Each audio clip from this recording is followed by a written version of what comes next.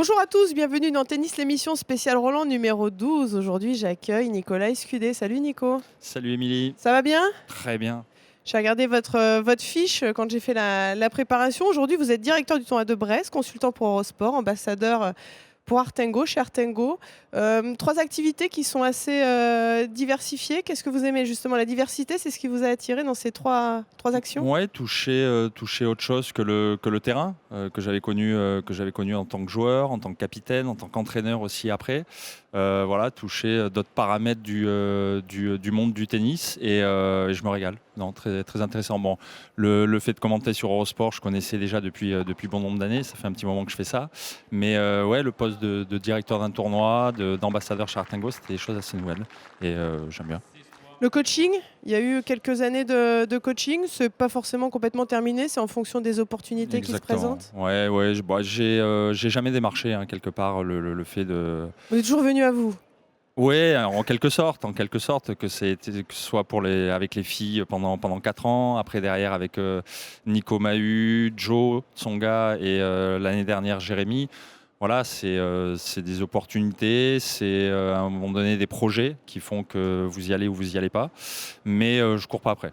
Je cours pas après. Là, en plus d'être consultant sur Eurosport, vous avez joué, je parle au passé parce que c'est déjà terminé, Ouais. le tournoi des légendes, à l'image un petit peu du tournoi chez les Français. On vous voit là en action avec Arnaud Clément. C'est quoi? C'est de se retrouver, c'est de passer un bon moment et de se remémorer aussi les bons souvenirs face à des adversaires que vous avez pu affronter? C'est exactement ça. C'est se retrouver. On se retrouve à peu près 4 fois par an sur les tournois du Grand Chelem, on va dire surtout avec les étrangers. Donc voilà, passer une semaine ensemble, on se fait des bouffes le soir. Non. Et ce cours 18 alors? J'adore. Alors j'étais intrigué déjà en tant que spectateur quand je suis arrivé ici sur Roland. Je suis allé voir un petit peu ce que ça donnait.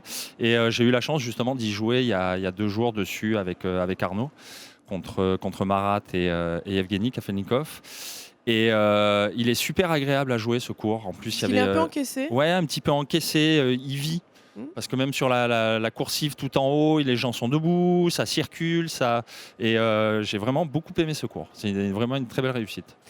Une des belles histoires, en tout cas, de cette édition dans ce Roland Garros, c'est la paire Mahut-Herbert qui sont en demi-finale. Ils joueront tout à l'heure d'ailleurs sur le Suzanne Lenglen.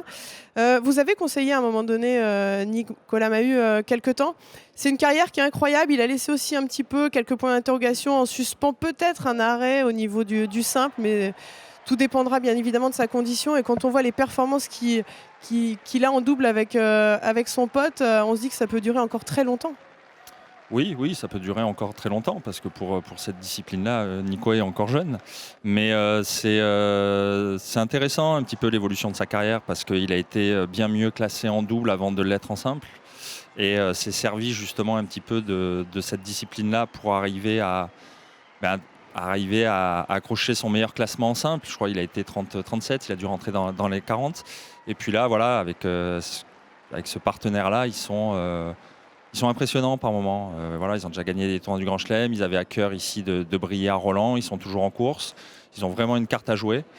Donc voilà, après, quant à la suite de la carrière de Nico en simple, par la force des choses, ça va dépendre un petit peu de son classement de simple. Parce que s'il y a un différentiel trop important entre le classement de double et le classement de simple, il ne va pas pouvoir jouer les mêmes tournois, du moins sur les 2 disciplines. Donc il y aura des choix à faire. Est-ce que vous pensez que justement dans sa tête, c'est marrant parce que quand je pensais à cette finale de Coupe Davis qui n'a pas disputé avec Pierre Hugues, est-ce que vous pensez qu'il a encore ça dans un coin de sa tête en se disant voilà, la dernière fois c'était pas pour moi, mais un jour il faut que je l'ai cette finale de Coupe Davis, en tout cas sur le terrain en tant qu'acteur? Ça a toujours été un moteur pour lui. Quand j'ai travaillé avec Nico pendant 2, presque 3 ans, je ne vais pas dire qu'il n'y avait pas un jour où il ne m'en parlait pas, mais il en parlait vraiment énormément au départ. Il n'avait pas encore atteint et intégré surtout cette équipe. Après, ça a été chose faite. Oui, c'est sûr que ce qui a pu se passer sur la dernière finale de Coupe Davis, malgré une fin heureuse et tant mieux pour nous et la nation, a été douloureux pour Nico. Ça, c'est indéniable. Ça laissera, quoi qu'il arrive, une trace à vie. Après, je trouve qu'il gère quand même plutôt bien le truc à titre individuel sur le circuit pour l'instant. Aujourd'hui, il va y avoir les demi-finales dames entre Madison Keys et Sloane Stephens et Alep Muguruza. Le premier duel 100% américaine, voilà, qu'est-ce que ça vous inspire en sachant que Sloane Stephens l'a déjà battu en tout cas 2 fois sur terre et on se souvient justement de cette finale à l'US Open qui a été très largement en sa faveur. Étonné surtout de les retrouver à ce stade-là de la compétition parce que les joueuses américaines, du moins les dernières générations sur terre battue, c'était un petit peu compliqué. Donc agréable surprise. Après elles sont à leur place. Elles ne sont pas arrivées là par hasard, que ce soit sur cette quinzaine. On ne fait pas une finale du Grand Chelem comme elles ont pu le faire, et ce soit pour les deux, hein, pour Keys comme pour Stephens. D'autant plus chez elles à l'US Open, sans avoir un niveau de jeu qui vous permet de pouvoir atteindre justement le dernier carré des autres tournois du Grand Chelem. Donc agréable surprise, mais quand même surprise, je ne les attendais pas là. Et l'autre demi-finale entre Garbiñe Muguruza et Simona Alep, qui est en quête de son premier titre du Grand Chelem. Franchement, avec ce qu'elle démontre, elle le mérite, mais elle va avoir fort à faire face à Muguruza qui joue vraiment l'acier depuis le début de ce tournoi. Est-ce qu'à un moment donné, on peut quand même imaginer que ça passe? Ça va être compliqué, hein. D'autant plus que je crois que sur ce match-là se joue éventuellement la place de numéro 1 mondial. Oui, d'ailleurs, oui, effectivement, la joueuse qui va s'imposer sera numéro 1 lundi prochain. Donc c'est un match, c'est presque la finale avant l'heure. C'est presque la finale avant l'heure pour ces deux filles, d'autant plus avec un objectif de classement qui se joue sur ce match-là. Un match à énorme enjeu. Pas forcément sûr que ce soit plus sur les épaules de Alep qui n'a toujours pas gagné son Grand Chelem. Au contraire, Muguruza a déjà gagné. Joue très très bien depuis le début du tournoi. J'aurais tendance à penser que la pression est un petit peu sur Muguruza, mais voilà, un choc de titan, comme on dit. Ouais, ça va être très très excitant. Est-ce que Cecchinato vous a plu? C'est quand même la surprise. Moi, quand je me remémore un petit peu ces années, ça me fait penser un petit peu à Martin Verkerk. Guga Ou Guga, effectivement. C'est génial. Il n'avait jamais gagné le moindre match en Grand Chelem. Ouais. Non, ça fait du bien, je trouve. Ça fait du bien parce que au-delà de ce qu'il est en train de réaliser, il y a quand même un niveau de jeu juste impressionnant parce que la fin de match contre Novak Djokovic était ahurissante, on va dire. Et puis ça fait du bien parce que on a eu tendance un petit peu cette dernière décennie même, on va dire, de juste se cantonner au Big Four légèrement élargi avec un Stan par-ci, un Cilic à l'US Open, que bon nombre de joueurs, je pense, s'étaient résignés quelque part. Et de voir qu'un garçon comme ça, qui arrive de nulle part, arrive à faire un trou dans le tableau, et pas qu'un peu, parce qu'il n'est pas arrivé là juste en battant des joueurs de son niveau, voilà, ça fait vraiment du bien.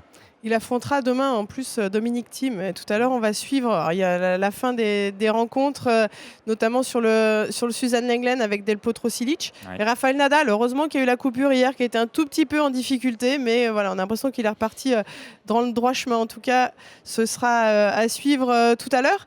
Hier, il y avait une action dans le stade, tous en fauteuil, avec notamment Michael Jérémias, qui a eu un franc succès là, sur la place des Mousquetaires. Il y a eu énormément de personnes. L'objectif de cette action, c'est le sport pour tous. Allez vous mettre dans un fauteuil. Est-ce que vous avez déjà testé? Parce que c'est hallucinant, parce que quand on joue et quand on voit le peu de rotation qu'on a, c'est franchement monstrueux. Oui, j'ai testé l'année dernière, parce qu'en plus des activités que je peux faire, je suis aussi ambassadeur à l'Open d'Orléans. Et à l'Open d'Orléans, Didier Gérard, le directeur du tournoi, avait fait venir justement Stéphane Houdet pour qu'on joue ensemble. Moi en valide, lui en fauteuil. Et forcément, la question est arrivée, et ça te dirait pas d'être dans le fauteuil? À quoi j'ai répondu, bien sûr.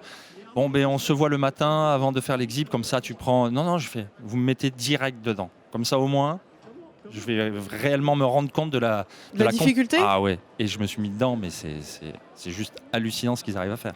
C'est incroyable, arriver à manier le fauteuil, jouer, je rattrapais pas une balle. C'est vrai qu'en plus on a de magnifiques ambassadeurs et ambassadrices, donc on incite vraiment toutes les personnes à tester le tennis en fauteuil. Et c'est vrai qu'il y a une vraie action aussi qui est mise en place, notamment maintenant avec des stages qui sont organisés au CNE. Il y a vraiment un vrai déploiement dans toutes les régions. Donc c'est une action qu'il va falloir suivre de très très près. Merci beaucoup Nicolas. Merci Émilie. Qu'est-ce qu'on peut vous souhaiter là? Tout va bien. Tout va bien? Rien de particulier.